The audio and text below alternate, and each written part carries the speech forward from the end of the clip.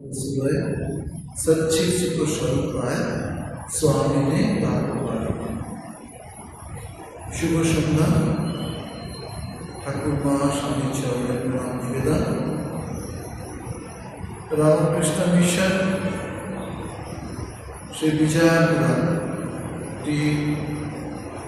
श्री रामकृष्ण मठ भेलुर मठेर अन्यतम एक शाखा। এখানে প্রতিদিন মঙ্গল আরতি অতি ভোরে হয় 4:30টার সময়, তারপরে 5:15 সময় গীতা পাঠ, শান্তি মন্ত্র, বৈদিক শান্তি মন্ত্র পাঠ হয়। পরবর্তী সময়ে 7টার পরে পূজা হয়। আবার সন্ধ্যায় আরতির পর সময় সুযোগ মতো আমরা একটু আধ্যাত্মিক প্রসঙ্গ বা আলোচনা করি। আজকের আলোচনার বিষয় স্বামী বিবেকানন্দ। আমরা অনেকেই ঠাকুর শ্রীরামকৃষ্ণকে একরকম দেখি, শ্রীমা সারদাকে একরকম দেখি, আবার রামকৃষ্ণ বুদ্ধের বেশ তাদের আরেকরকম ভাবে দেখি। কিন্তু স্বামী বিবেকানন্দের চিন্তা যে কতটা প্রাসঙ্গিক ছিল এবং তার পরবর্তী সময়ে স্বামী বিবেকানন্দের যে বিশাল একটা প্রভাব ভারতবর্ষের বুকে পড়েছিল, এটা ইতিহাস তার সাক্ষ্য। পরম পূজনীয় শ্রীমৎ নির্মলাত্মানন্দজি মহারাজ রামকৃষ্ণ মঠ অচি পরিষদ, বেলুর মঠ যে অচি পরিষদ ট্রাস্টি বোর্ড তার সদস্য এবং তিনি আমাদের রামকৃষ্ণ মঠ মিশনের ভাইস প্রেসিডেন্ট। এই রামকৃষ্ণ মঠ জগদ্দান কলকাতার একটি বিশেষ আশ্রম, যে আশ্রম শ্রীরামকৃষ্ণের চরণধুলি ধন্য, সেই আশ্রমের একতেও তিনি আছেন। স্বামী বিবেকানন্দকে আমাদের আজকের যুগে খুব প্রয়োজন। মহারাজজি তার লেখা একটি পত্রিকায় আমি পেলাম। এই প্রসঙ্গটা আপনাদের কাছে জানাবার জন্যে আমার এই ছোট্ট নিবেদন। শ্রী শ্রীর লীলা প্রসঙ্গ থেকে স্বামীজি পেয়েছিলেন আমরা সবাই জানি। লীলা প্রসঙ্গ বলে একটি বই আছে আমাদের বুক সেলসে, বইও আছে, ইংলিশ বইও আছে, তামিল তেলেগু আছে। লীলা প্রসঙ্গ স্বামী সারদানন্দজি মহারাজ ঠাকুরকে লিখে লিখেছেন। সেখানে অন্য প্রসঙ্গের সঙ্গে স্বামীজিরও অনেক প্রসঙ্গ আছে। তাছাড়া প্রকাশিত বিভিন্ন পুস্তকে স্বামীজির সম্বন্ধে আরও অতিরিক্ত কথা জানা যায়। এখন অনেক বই প্রকাশিত হয়েছে, সেই সময়ে হয়েছিল, পরবর্তী সময়ে হচ্ছে। তারই মধ্যে কয়েকটি প্রসঙ্গ উত্থাপন করা হয়েছে। শ্রীরামকৃষ্ণ বলেছেন স্বামীজি হচ্ছেন সাক্ষাৎ শিব। ও কি? অর্থাৎ স্বামীজিকে শ্রদ্ধা করে শিবের পূজা করা হয়। হ্যাঁ, আমরা জানি যে শিবের অংশ থেকেই তার জন্ম হয়েছিল। তার গর্ভধারণের মাতা একটি পুত্র সন্তানের জন্য খুব ব্যাকুল হয়েছিলেন। নিজেও কলকাতার মুখে শিবের কথা ভাবতেন, চিন্তা করতেন। তাদের এক আত্মীয়া কাশী নামে থাকতেন, তাকেও তার বিশেষ ইচ্ছায় তিনিও প্রতিদিন শিবের চরণে, শিবের মাথায় ফুল বেলপাতা দিয়ে প্রার্থনা জানাতেন যেন স্বামীজির মায়ের ইচ্ছা ফলবতী হয়। ঠাকুরের কাছে কেউ স্বামীজির সম্বন্ধে একটু মিথ্যা বলতে বা তার নিন্দা করলে ঠাকুর সেখানে গঙ্গা জল ছিটিয়ে দিতে বলতেন। এই যে আমরা প্রতিদিন স্বামী বিবেকানন্দের ছবিতে প্রতিদিন বিবেকানন্দের মর্যাদা দেওয়ার চেষ্টা করি, এই তার কারণ। বলতে এখানে শিবনিন্দা হয়েছে গঙ্গা জল ছিটিয়ে দিয়ে। ঠাকুরের স্বামীজিকে আনার পেছনে এই একটি কারণ আছে। বর্তমান যুগে স্বামীজির ভাবকে ছড়াতে হবে। স্বামীজির ভাব যত ছড়াবে তত এই ভারতবর্ষ নিজের উত্থানকে বুঝতে পারবে। কাশীতে একদিন স্বামী রাঘবানন্দজি, সীতাপতি মহারাজ, খোকা মহারাজ স্বামী শুভানন্দ মহারাজকে জিজ্ঞাসা করেছিলেন, মহারাজ স্বামীজি বড় না তৈলঙ্গ স্বামীজি বড়? তৈলঙ্গ স্বামীজি একজন কি ব্রহ্মজ্ঞ মানুষ। এখানে এই ধরনের একটি প্রশ্ন, তখনকার দিনে সব সাধুরা অল্প বয়স্ক সাধু, তো তারা এরকম একটি প্রশ্ন করেছিলেন। তা খোকা মহারাজ যে উত্তরটা দিয়েছিলেন শুনে পড়ে খুব ভালো লেগেছিল। তিনি বলেছেন, Trailanga Swami is the greatest among men, but Swamiji is Shiva himself. হ্যাঁ, স্বামীজি সত্যিই শিবা। শরীর ছাড়ার আগে উনি যখন কাশ্মীরে গিয়েছিলেন, কাশ্মীরে কি সেই শিবের কাছে বর পেয়েছিলেন। সেই বর ইচ্ছা মৃত্যু বর পেয়েছিলেন। সেই বরের ফলে শরীরও ছেড়েছিলেন।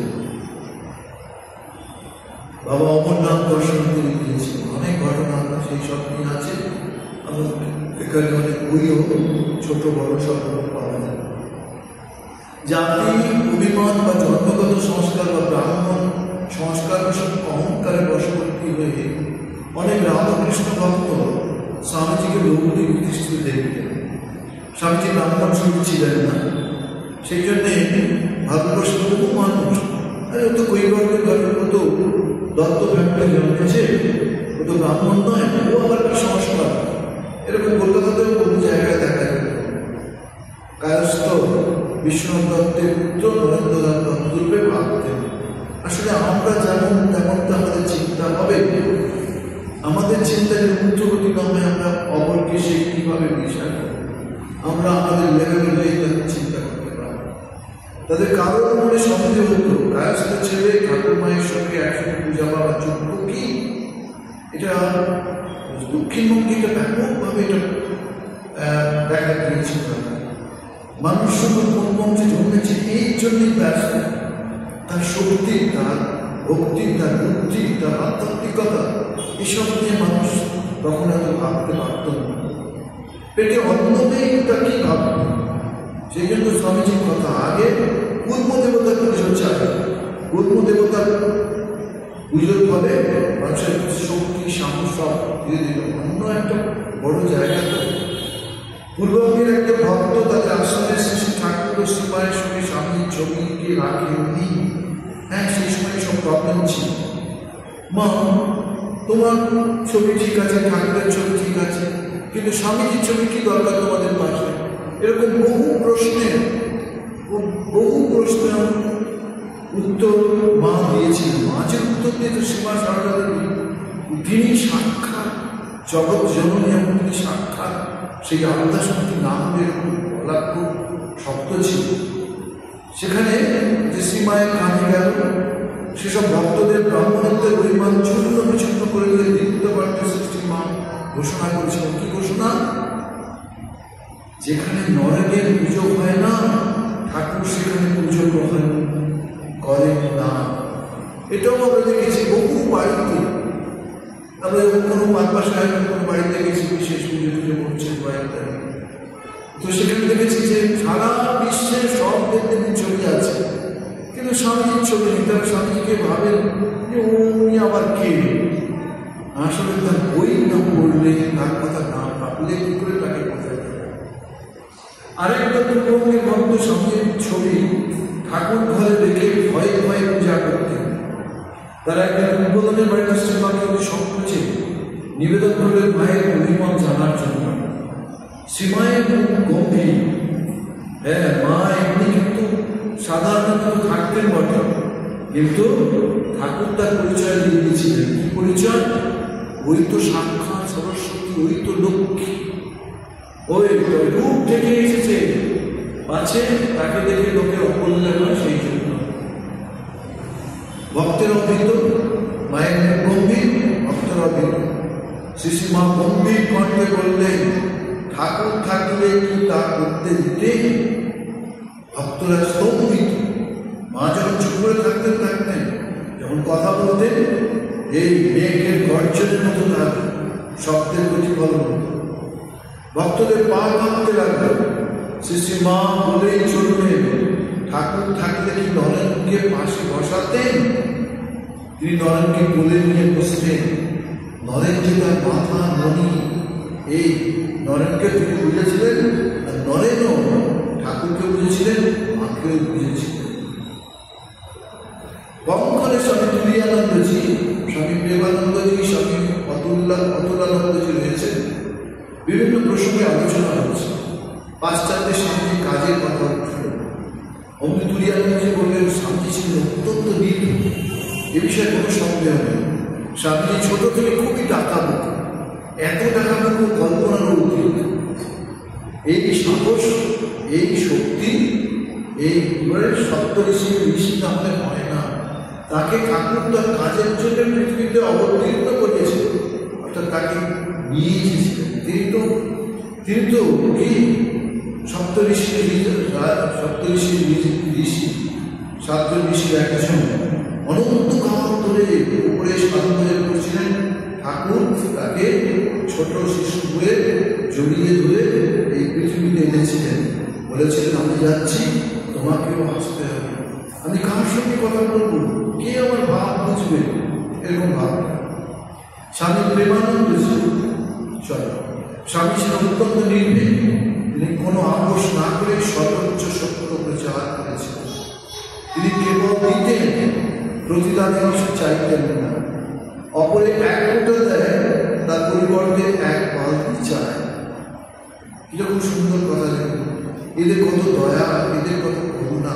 এরা পৃথিবী থেকে কিছু চাইতে আসেনি, এরা কি উন্মুক্ত হস্তে শুধু দান করতে এসেছিলেন। স্বামী প্রেমানন্দ যে মন্তব্য করলেন, আমরা দুজন মহাপুরুষকে দেখেছি, আমাদের ঠাকুর ও স্বামীজি, তাদের সঙ্গে অন্য কারো তুলনা হয় না। কাশীধামে তুলিয়ানন্দজি স্বামীদের সঙ্গে আধ্যাত্মিক প্রসঙ্গ করেছেন। ওই সময় কাশীধামে আমাদের সেন্টার একটা তৈরি হয়ে গিয়েছে। তো সেখানে মা সীমা সারদা দেবী কখনো কখনো থাকতেন, ঠাকুরের সন্তানেরাও ওখানে থাকতেন। নানা প্রসঙ্গ হতো, সেই সব প্রসঙ্গের কথাই আমাদের আলোচনায় মহারাজজি তুলে নিয়ে আসছেন। আমরা দেখেছি ভগবানের ডুবে যাওয়াই আসল কাজ। এই যদি না হতো তবে মনুষ্য জীবন বৃথা। তুলিয়ানন্দজি মহারাজের ভাবনা ছিল এই, আগে ঈশ্বর, তারপরে কাজ, পরে তুমি দুঃখ করতে নেই। রামকৃষ্ণের সঙ্গে অন্য চিন্তা ভাবনা। এখানে ভাবনা কি? ভাবনা হচ্ছে কি সুভাষী কাজটা সাধনা। কাজের মধ্যেও সাধনা হয়, শুধু যজ্ঞেই সাধনা হয় তা নয়। কর্মেও যদি ওই মন নিয়ে করা যায় যে যা কিছু কাজ সব ঈশ্বরের কাজ, তাহলে সেটা ওই কাজেতেই, ওই কর্মটা ঈশ্বরের কাজেতে পরিণত হয়। তারপরে কি বলছেন? তারপরে স্বামীজির জীবন চরিত্রের অপূর্ব বিশ্লেষণ করলেন। যে বিশ্লেষণ, স্বামীজির সঙ্গে থাকলে সব মনটা স্বামীজির দিকেই করে থাকে। এমন একটা সর্বাঙ্গ সুন্দর চরিত্র আপনি ভালো না বেশি পারবেন না। গাইতে, বাজাতে, বলতে, লিখতে, পড়তে সবেতেই ওস্তাদ। এরকম ওস্তাদ আপনি কোথাও পাবেন না। তাকে সব রকম ভূষণে ভূষিত করা যেতে পারে। স্বামীজির সঙ্গে তার কথাও অদ্ভুত, তার কাজও অদ্ভুত। তার কথা আর বলে শেষ করা যায় না। এত অধিক সর্বতোমুখী প্রতিভা কোথাও দেখতে পায় না। তিনি নেতা, তিনি ধর্মগুরু, তিনি আচার্য, তিনি দেশপ্রেমিক, তিনি বিশ্বপ্রেমিক, তিনি কর্মযোগী, তিনি জ্ঞানযোগী। এই সব রকম গুণই তাকে অ্যাপ্লিকেশন করা যেতে পারে। সব বিষয়ে তার ভরসায়, তার ভবিষ্যৎ দৃষ্টি ছিল। তার ভাব, তার ভাষা অনেক দূর পর্যন্ত মনকে কিনে নিয়েছেন। আর কারোর সঙ্গে কথা বলে বা মিশে এত সুখ, এত আনন্দ আর কখনো পায়নি। এরা স্বামীজির সঙ্গে ঘটেছে, বুঝেছে। স্বামীজির যে কি প্রতিবার বিচ্ছুরণ ঘটেছিল, এটা আমরা ধর্ম মহাসভায় পাই। এই যে 7,000 মানুষ বসে থাকলেন, 7,000 মানুষের মনকে স্বামীজি নাড়া দিলেন। কি বলে? প্রথম শব্দটা তিনি বলেছেন, my dear sisters and brothers of America. সবাই চমকে উঠেছে। প্রত্যেকের মনে হলো যেন কি আমার আপনার থেকে আপনার মানুষকে আমরা দেখছি। আমরা শুনি যে বসুদেব কুটুম্বকম কথা, এই বিরাট আত্মাকে তিনি লাভ করেছিলেন, তো তাই বিরাটকে প্রতি তার শক্তি বিচ্ছুরণ করতে পারে। তার ভাব, তার ভাষা অনেক দূর পর্যন্ত মনকে টেনে নিয়ে, আর কারোর সঙ্গে কথা বলে বা মিশে এত সুখ, এত আনন্দ কখনো পায় না। সেই জিনিস বলা অসম্ভব, বলা অসম্ভব। আর স্বামীজি এমন একজন মানুষ, জীবনে কখনো মিথ্যে কথা বলেননি। আর কি ধর্মজীবনের সব থেকে যে উপর, যে নির্বিকল্প সমাধি কতবার যে লাভ করেছেন তার ঠিক নেই। এই পৃথিবীর মানুষ নয়, এই যেন ঘুরতে ঘুরতে পৃথিবীতে তিনি এসে পৌঁছেছেন, এরকমই তার ভাবনা। তার সঙ্গে এত ভালোবাসা ছিল যে তাকে ছেড়ে যেন থাকতে কষ্ট হতো।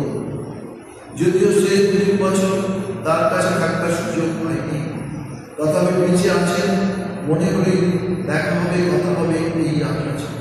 আপনি ভাবুন, সারা ভারতবর্ষ পর্যটন করে ঠাকুরের শরীর যাওয়ার পর ভারতবর্ষকে কেউ এইভাবে বুঝেছে, কেউ এইভাবে ভেবেছে, কেউ এইভাবে চিন্তা করেছে?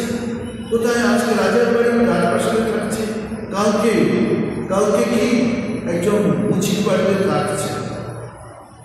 ওখানে যেমন ভালো, এখানেও তেমন ভালো, সুখে দুঃখে সময় কিন্তু লাভ ভালো। আবার কখনো কখনো কারোর সাথে পরিচয় দিতেন, গুরু ভাইদের কাছে থাকতে দিতেন নয়, তার নিজে একাকি থাকবে, নিজে একাকি চিন্তা করবে, নিজে একাকি ঠাকুরের ভাব ছড়াবে। তথাপি বেঁচে হয়তো কিছু একটা বিষমতা ছিল, যেটা আমরা সবটা বুঝতে পারি না। তবে বেঁচে আছে বলেই দেখা হবে, কথা হবে, এই আশা ছিল। তার শরীরটাকে সংবাদ শুনে বা আঘাত পেয়েছিল। তার কথাও কাজ যেন এই জগতের নয় মনে হয়, সত্যিই তিনি এই জগতের নয়। তাকে চিনেছিলেন দক্ষিণ দেশের মানুষরা, তাকে চিনেছিলেন আমেরিকার মানুষরা, তাকে চিনেছিলেন যাদের বিদ্যা বুদ্ধি আছে তারা, যেমন আর গরিব গরিব মানুষরা শান্তিতে এসে বুঝেছিলেন যে কার সঙ্গে আমরা আছি, কি মহান মনের মানুষ।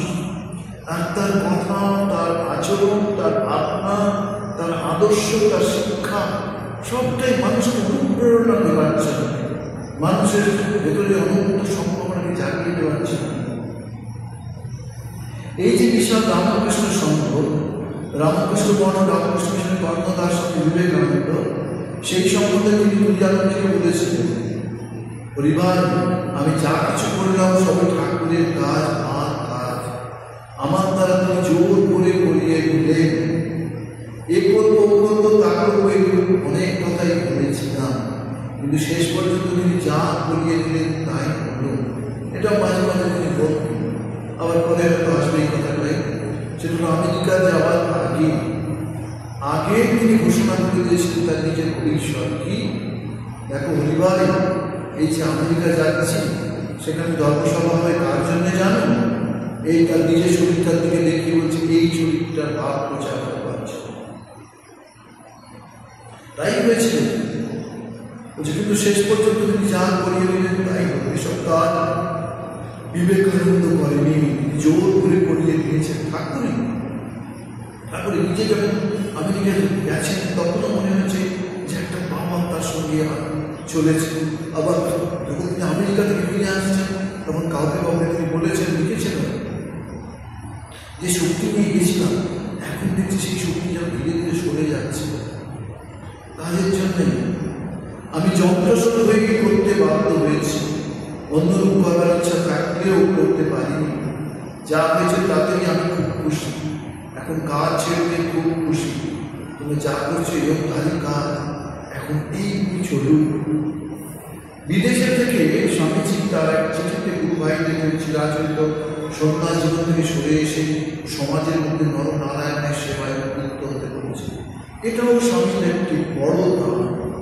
এই যেই সময় ঠাকুর দক্ষিণেশ্বরের ছোট্ট ঠাকুরে বললেন, সেদিন যেমন অনেক বড় বড় ভক্তেরা ছিলেন, বিদুষী পণ্ডিত, তাদের মাঝে যখন কথা হলো বৈষ্ণব ধর্ম সম্বন্ধে, নামে হচ্ছে দয়া বৈষ্ণব পুজো, তখন ঠাকুর যে সমাধি পেতে মানুষের কোটি কোটি জন্ম রাখতে পারে, সেই সমাধিতে চলে গিয়ে যখন দেবে নেমে এলেন তখন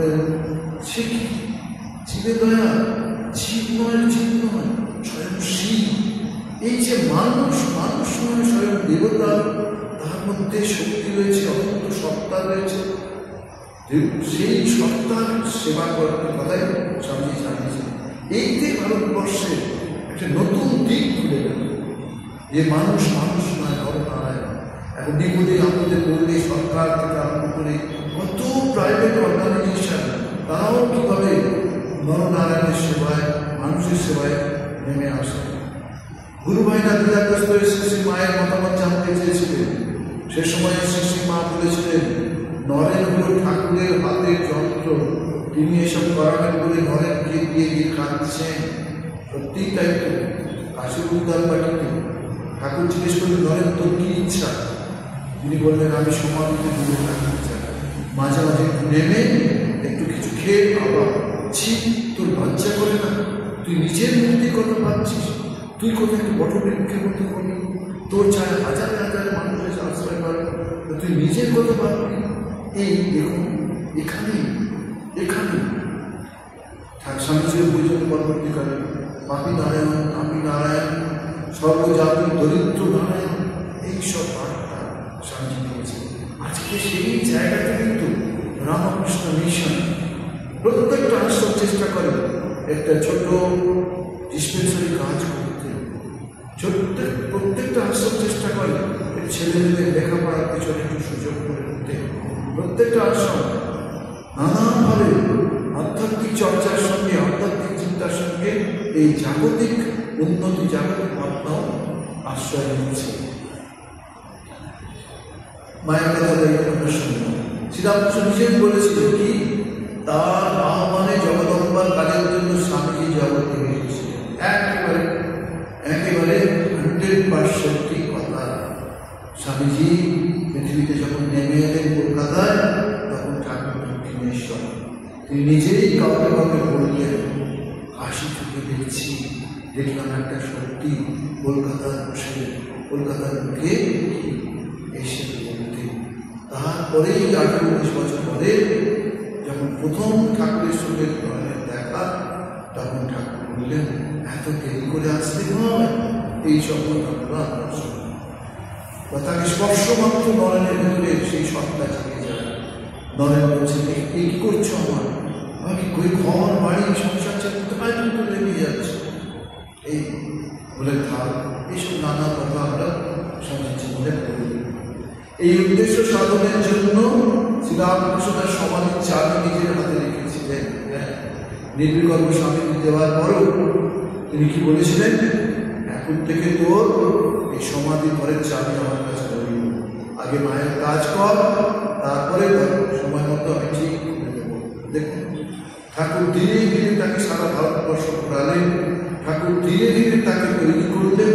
ঠাকুর কি নিজের স্বপ্নে দর্শন দিয়ে বললেন, এই জায়গায় সমুদ্রের উপর দিয়ে যাচ্ছে। কোথায় যাচ্ছে? ওয়েস্টে যাচ্ছে, অর্থাৎ সাগর পারে যে আমেরিকা, সেখানে যাচ্ছে। ঠাকুর তার সঙ্গে ছিলেন, ঠাকুরই তাকে নানা সব কথা শুনিয়েছেন। ঠাকুরের শক্তি সেখানে প্রকাশ হয়েছে, তার কোনো সম্ভব ছিল না। ইস্ট এন্ড ওয়েস্টকে এক করে দিয়েছেন ঠাকুর এই স্বামীজির মাধ্যমে। তারপর কি বলছেন, কাশীপুরে একদিন শ্রীরামকৃষ্ণ একখানি কাগজে লিখেছিলেন, নরেন শিক্ষে দিন। সত্যি তাই, আজকে আমরা কি দেখছি, 12ই জানুয়ারি দেখছি স্বামী বিবেকানন্দের জন্মদিন কে পালন করছে? সরকার বাহাদুর পালন করছে। সারা ভারতবর্ষ বেঁধে উঠেছে, কন্যাকুমারিকা থেকে একেবারে হিমালয় থেকে কন্যাকুমারিকা, দুন্দুবি নামে স্বামী বিবেকানন্দের কথা চিন্তা করছে, স্বামীজি প্রার্থনা করছে, স্বামীজি গান করছে, স্বামীজি সেই কম্পকণ্ঠের বাণীগুলো তারা উচ্চারণ করছে, স্বামীজির ভাবনায় তারা জীবন উৎসর্গ করবে প্রতিজ্ঞা করছে, যারা যতটুকু সম্ভব সেইভাবে এগিয়ে চলেছে। স্বামীজি নিজেই বলেছিলেন, বেটি জগদম্বা আমার হাত ধরে 6 বছর চোরকির মতো কাজ করিয়ে নিয়েছে। শুধু আমেরিকা নয়, ইউরোপের কত কান্ট্রিতে গিয়েছে, যেখানে গিয়েছেন সেখানে মানুষ উদ্বুদ্ধ করেছে। তার সেই উদ্বুদ্ধের শক্তিতে কত সুন্দর সুন্দর মানুষ সব স্বামীজি ঠাকুরের কাজের জন্য সব এগিয়ে এসেছিলেন। আমরা কি দেখি? আমরা দেখি জোজোকে, জোজো হচ্ছে মিস ম্যাকলেআউড, হলিউড, নিবেদিতা, সিস্টার ক্রিশ্চিন, এরকম কত কয়েকদিন আগে একটা বই কোথায় দেখছিলাম, ঠাকুরের উপরে প্রায় 200-250 জন লেখিকা বা লেখক ঠাকুরের সম্বন্ধে আলোচনা করেছে। তাই শ্রীরামকৃষ্ণের যন্ত্রস্বরূপ স্বামীজি জগতের হিতের জন্য কাজ করে গেছে। জগতের হিতের জন্য দেখুন, এই তো গত কয়েকদিন আগে 1 মে 1897, 1800 এটা তো 2025, আমরা পালন করলাম কি রামকৃষ্ণ মিশন প্রতিষ্ঠা দিবস। কলকাতায় বিশেষভাবে পালিত হয়েছে। আমাদের সবসময় হয়ে ওঠে না, তার জন্য আগে আমরা অক্ষয় তৃতীয়া পালন করেছি। ভবিষ্যতের দেখুন যদি সুবিধা হয়, মায়ের ইচ্ছা হয়, আমরাও এটা রামকৃষ্ণ প্রতিষ্ঠাতে কিছু না কিছু করবো, চেষ্টা করি। স্বামীজি বলছেন, আমি কখনো কোনো জিনিস বন্ধন করে করি, আপনি যেমন সুযোগ এসেছে আমি তারই সহায়তা করেছি। কেবল একটা ভাব আমার মাথায় ঘুরছিল, ভারতবাসী জনসাধারণ উন্নতির জন্য একটা যন্ত্র প্রস্তুত করে চালিয়ে দেওয়া। সত্যি তাই, এই রামকৃষ্ণ মিশনে কিরকম একটা কি শক্তিশালী একটা অর্গানাইজেশন, কত দিন যতদিন যাচ্ছে ততই বোঝা যাচ্ছে যে বীজ আকারে সংঘ প্রবর্তন করেছিল স্বামীজি। যদিও সঙ্গে প্রবর্তন ঠাকুর নিজে করেছিলেন, তবু লিখিত পরিতভাবে আমরা দেখছি 1857 খ্রিস্টাব্দের 1 মে আমাদের কি বলে ভক্ত বাড়ি, সেই ভক্ত বাড়িতে বলরামবসুর বাড়িতে প্রতিষ্ঠিত হয়েছিল। ভারতবাসীর উন্নতির জন্য একটা যন্ত্র প্রস্তুত করে চালিয়ে দেওয়া। আমি সে বিষয়ে একটা কাজ হয়েছে। আমি দেখতে চাই যে আমার যন্ত্রটা বেশ প্রবলভাবে চালু হয়ে গেছে। আর এটা যখন আমি বুঝবো, সমস্ত মানব জাতির কল্যাণে অন্তত ভারত একটি যন্ত্র চালিয়ে গেলাম যাকে কোনো শক্তি দাবাতে পারবে না। সত্যি তাই, এই অমোঘ শক্তি নিয়ে এই সংখ্য প্রায় 338টা সেন্টার হয়ে গেছে। ভারতবর্ষে 238 আর বিদেশে 100 মতো সেন্টার রামকৃষ্ণ মিশনের।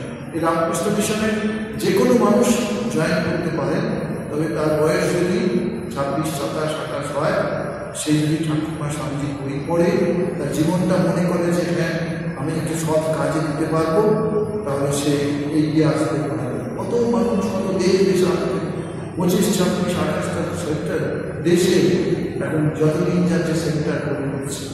আজ এর জন্য স্বামীজি মুখ্যত কিরকম মুখ্যত দাবি করতে পারেন। স্বামীজি বারবার বলেছিলেন বিজ্ঞান এবং আধ্যাত্মিকতাকে যোগ করতে হবে। ভারতবর্ষের ছেলে মেয়েদেরকে তৈরি হতে হবে। ভারতবর্ষের ছেলেরা এখন শুধুমাত্র ইতিহাস পড়ে না, ভূগোল পড়ে না, এখন কি বিজ্ঞানেও কত উন্নত হয়েছে। চন্দ্রযান কিভাবে ভারতবর্ষ পাঠানো চিন্তা করা যায়। এই ভারতবর্ষের ছেলে, ভারতবর্ষের মেয়ে সারা পৃথিবীতে ছড়িয়ে পড়ছে। আর এদের পরম্পরা আছে। ভারতীয় মানুষ কখনো অন্যভাবে ভারত হতে পারে না, তাদের সংখ্যা খুবই একাধিকটা হতে পারে। ভারতবর্ষের মানুষ কি religion is the backbone of India, religion is realisation. এই যে সামনের কথা, man making is my mission. ভারতবর্ষের ছেলেমেয়েরা যেসব জায়গায় যায়, ওরা ওখানে একটা প্রভাব তৈরি করে। সেই প্রভাবের ফলে ওখানকার মানুষ ওদের থেকে অনেক কিছু শেখে। তারপর বিভিন্ন দেশ এখন এক হয়ে গেছে। এই যে যতই আমরা বলি না কেন মোবাইল খুব খারাপ, প্রত্যেকেরই ভালো আছে, প্রত্যেকেরই মন্দ আছে। এখন মোবাইলের মাধ্যমে কত মানুষ কত কি জানতে পারছে, কত মানুষ। আমার একজনের কথা বেশ মনে পড়ছে। একটা সময় বেশ কিছুটা সময় বেলুমনির পাশে থাকতাম, তবে প্রতিদিন দেখতাম মন্দিরে একজন অভারতীয় এসে অনেকটা সময় ধরে জব ধ্যান করে। পরে একটা সময় তাদের সঙ্গে আলাপ হয়। এরা দুজনেই সিঙ্গাপুরে থাকতেন, এরা দুজনেই ডাক্তার। এরা দুজনেই আমাদের রামকৃষ্ণ মঠের মিশন থেকে দীক্ষা নিয়ে নিয়েছেন, সুমন্ত্রের অপরাধন জীবন। এরা দুজনেই বেলুড় মঠ বেশি দিয়েছেন। আমাদের খুব ইচ্ছা বেলুড় মঠে একটু বসবাস করার। বেলুড় মঠ অথরিটি তাদের ভক্তিতে, তাদের বিশ্বাসে, তাদের আন্তরিকতায় থাকার ব্যবস্থা করেছেন। এরা এই নেট থেকে ঠাকুরমা স্বামীজির বই পড়ে মুক্ত হয়েছে। আর এমন যদি আপনার সংস্কার একটু তৈরি থাকে তাহলে এই প্রভাব আপনার উপরে পড়বেই। যত আপনি এর মধ্যে ঢুকবেন ততই একদার আরেকদার এরকম ডোর পড়ে যাবে, আপনার জীবন ধন্য হবে। কারণ ধর্ম যে অনুভূতির বিষয়। স্বামীজি ঠাকুর মা অনুভূতি, শুধু তাই না, ঠাকুরের সন্তানরা মায়ের সন্তানেরা, স্বামীজির সন্তানরা প্রত্যেকের অনুভূতি দ্বারাই এগিয়ে চলেছিলেন। কি বলছেন? আমি সে বিষয়ে পদক্ষেপিত কার্য করেছি। আমি দেখতে চাই যে আজকে তাই আমরা দেখছি Ramakrishna mission not only for Bengali organization. There are many boys joined from other states. That means Kerala, that means Karnataka, Andhra, Tripura, Punjab, UP, Rajasthan. Why not? Each and every state से Ramakrishna mission के जाहिर किया। और not only for Hindus, there are many from other sect. আমি দেখতে চাই আমার যন্ত্রটা বেশ প্রবলভাবে চালু হয়ে গেছে। আর এটা যখন আমি বুঝবো যে সমগ্র মানব জাতির কল্যাণে অন্তত ভারতে একটা যন্ত্র চালিয়ে গেলাম যাকে কোনো শক্তি দাবাতে পারবে। হ্যাঁ, আমরা স্বামীজির লেখায় পড়েছি। কি পড়েছি? স্বামীজি বলছেন, I am a voice without a form. আমি অশরীরী বাণী, আমি ওপরে থাকলেও সেখান থেকে শক্তি সঞ্চালন করে যাব। এই যতক্ষণ না ভারতবর্ষ এগিয়ে চলতে পারে, যে আমার থেকে শক্তি চাইবে আমি তাকে শক্তি দেব। আর নিখিল আত্মার সমষ্টিরূপে যে ভগবান বিদ্যমান, একমাত্র যে ভগবানে আমি বিশ্বাসী, সেই ভগবানের পূজার জন্য যেন আমি বারবার জন্মগ্রহণ করি। স্বামীজি বুঝেছিলেন যে আমাদের পাওয়ার রয়েছে ভারতবর্ষ, সেটা তিনি 3 দিন ধ্যানস্থ থেকে বুঝেছিলেন। কোথায়? সারা জীবনই বুঝেছিলেন চিন্তা করতে করতে। আমরা দেখি কন্যাকুমারিকার সেই ভাবকে স্বামীজি 3 দিন ধ্যানস্থ ছিলেন।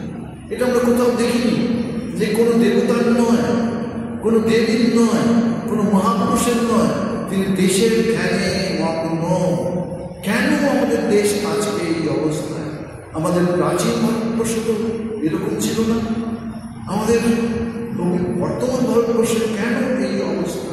আগামী দিনের ভারতবর্ষ কি কোন জায়গায় যাবে? তিনি ছিলেন দূরদর্শী মানুষ, দূরদর্শী। তিনি দেখেছিলেন বর্তমান ভারতবর্ষের মূল কারণ আমরা ধর্মকে সেভাবে অ্যাপ্লিকেশন করি।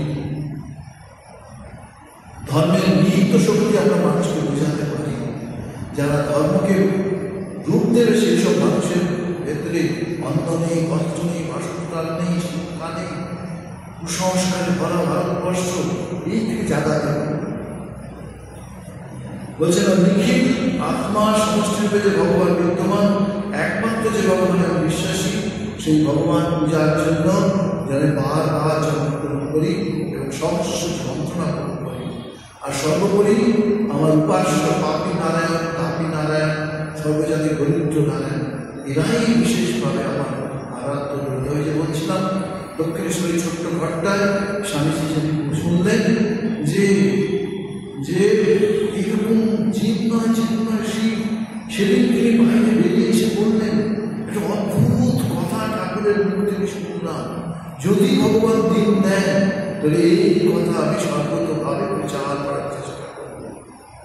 এই তিনি ভগবানের আদিষ্ট ছিলেন, তিনি প্রচার করেছেন। আর আমাদেরও তিনি এই মেশিন সবাই কাছে দেখে গেছেন। তো এই শুধুমাত্র কর্ম করলেই হয় না, ভক্তি হলেই হবে না, ব্রহ্মজ্ঞানে চিন্তা করলেই হবে না, ঈশ্বর চিন্তা করলেই হবে না, এই কর্ম ঠিক কর্ম। যে কোনো যোগের উদ্দেশ্য হচ্ছে কি? মনকে পিউরিফাই করা। সেই পিউরিফিকেশন যদি কর্মের মাধ্যমে হয়ে যায়, তুমি সব বুঝতে পারবে, জানতে পারবে। তিনি এই নিয়ে একটি গল্পের কথা বলতেন। সেই গল্পটা এরকম, একজন সাধন ভোজন করবে বলে ঘর ত্যাগ করেছে। 12 বছর সাধনা করেছে। সাধনা করে একদিন তিনি কিছু কিছু তার অনুভূতি হয়েছে। তো সেই অনুভূতির মধ্যে একদিন হয়েছে কি, তিনি সাধন ভজন করছেন, হঠাৎ দেখা গেল কাক আর বক উপরে উপরে উপরে একটু এদিক করতে গিয়ে নোংরা করে কিছুটা তুলছে। ওই হয়তো যে যার বাসায় কিছু করতে গিয়ে আর কিছু হয়েছে, যার ফলে তিনি যে উপরের দিকে তাকিয়েছেন, সেই তার চক্ষু থেকে একটা শক্তি গিয়ে সেই কাক এবং বকের মধ্যে পড়ে এবং দুটোই নিমেষে মাটিতে করে মারা যায়। সেই সাধক তখন ভাবলেন যে আমি সত্যি সত্যি কিছু অ্যাচিভ করেছি, এখন আমাকে সংসারে ফিরে যেতে হবে, মানুষের কল্যাণে আমাকে নিয়োজিত হতে হবে। সেইভাবে তিনি সংসারে নেমে এসেছেন, একদিন ভিক্ষায় বেরিয়েছেন, একটি গৃহে এসেছেন, সেই গৃহে তিনি ওম নমো নারায়ণ বলে ভিক্ষা পাত্র নিয়ে দাঁড়িয়েছেন। হঠাৎ তিনি শুনছেন একটি নারী কণ্ঠের আওয়াজ যে সন্ন্যাসী ঠাকুর একটু অপেক্ষা করুন, আমি আসছি। তো বেশ কিছুটা সময় চলে গেছে, আসছেন না। তো তিনিও ভাবছেন যে এতটা সময়, হঠাৎ তার মনে হয়েছে যে দুবার আমি ডাকলাম, দুবার বলছে আসছে আসছে, তো ইনি জানেন না আমার ক্ষমতা। তো হঠাৎ ভিতর থেকে একটা শব্দ বেশি হয়, স্বামীজি বা সন্ন্যাসী ঠাকুর আপনি আরেকটু অপেক্ষা করুন, আমি আসছি। এবং শেষে আমরা বললেন এ আপনার কাক বাক মারা বিদ্যা নয়, এ আপনার কাক বাক করা বিদ্যা নয়। যেই বলেছেন তিনি অবাক হয়ে গেছেন, আরে এই তো একটু সংসারে মনে হচ্ছে, ইনি আমার ভিতরে কথা কি করে জানতে পারলেন। তখন যখন এলে বলেন আমি তো সন্ন্যাসী ঠাকুর, আমি তো অন্য কোনো সাধনা জানি না, আমি আমার স্বামী অসুস্থ, সেই স্বামীকে যেভাবে সেবা করতে হয় আমি ঠিক সেইভাবে করতে করতে আমি দেখেছি আমি অনেক বিষয় ভিতরেই সব জানতে পেরে যাই, সেইভাবে আমি আপনার ক্ষেত্রে বলে দিয়েছি। আপনি যদি আরও কিছু জানতে চান আপনাকে আরও একজনের কাছে যেতে হবে যিনি মাংস কেটে বিক্রি করেন। এই কর্মটা কোনো ব্যাপার নয়, চিন্তাটাই বড় জায়গা। এই আমাদের পাঠের সময়টা আমরা আজকে এখানে সমাপ্তি করব। শুধু জানবো যে স্বামী বিবেকানন্দ একজন মানুষ ছিলেন, তাকেও আমাদের একটু বোঝা দরকার, তাকে আমাদের জানা দরকার। তার মুখ থেকে যে সব চিন্তা ভাবনা বেরিয়ে গেছে, সেটা আমাকে নিজেকে উন্নত করবে, সমাজকে উন্নত করবে, দেশকে উন্নত করবে। কাজে আমাদের এই জিনিসটা খুব দরকার। আমাদের তমগুণ থেকে রজগুণ থেকে তবে সপ্তগুণে আসা যায়। তো স্বামী বিবেকানন্দের চরণে আমার সাষ্টাঙ্গ প্রণাম নিবেদন করি, তার কাছে প্রার্থনা তিনি আমাদের যোগ্য মানুষ করে তুলুন, যেন আমাদের জীবনটা কোনো ব্যর্থ না হয়, যেন আমাদের জীবনটা ঠিকভাবে ফুলের মতো তৈরি হয়ে সব কাজের মধ্যে দিয়ে মানুষের কল্যাণ, নিজের কল্যাণ, জগতের কল্যাণ নিয়ে যেতে করতে পারে। পরতত্ত্বে সদা রামকৃষ্ণ সমাধ্যায় ইয় ধর্ম স্থাপনরত বিলেসন্তম রামায় অবসতোমা সত্যময় তমসমা জ্যোতির্গময় মৃত্যু মামৃতময় সর্বে ভবন্তু সুখিনঃ সর্বে সন্তু নিরাময় সর্বে ভদ্রাণি পশ্যন্তু মা কশ্চিৎ দুঃখভাগ্ ভবেৎ। স্বামীজি একটি উপনিষদের কোটেশন খুব পছন্দ করতেন, সেটাকে শেষ করেন, and stop not till the goal is reached. উদ্দিষ্ট মেনে হল সংস্কৃতের অর্থটা, উদ্দিষ্ট জাগ্রত প্রাপ্য বলা লক্ষ্যে এগিয়ে চলো, যতক্ষণ না সেখানে তুমি অ্যাচিভ করছো এগিয়ে চলো, ওঠো জাগ্রত এগিয়ে চলো। ও শান্তি।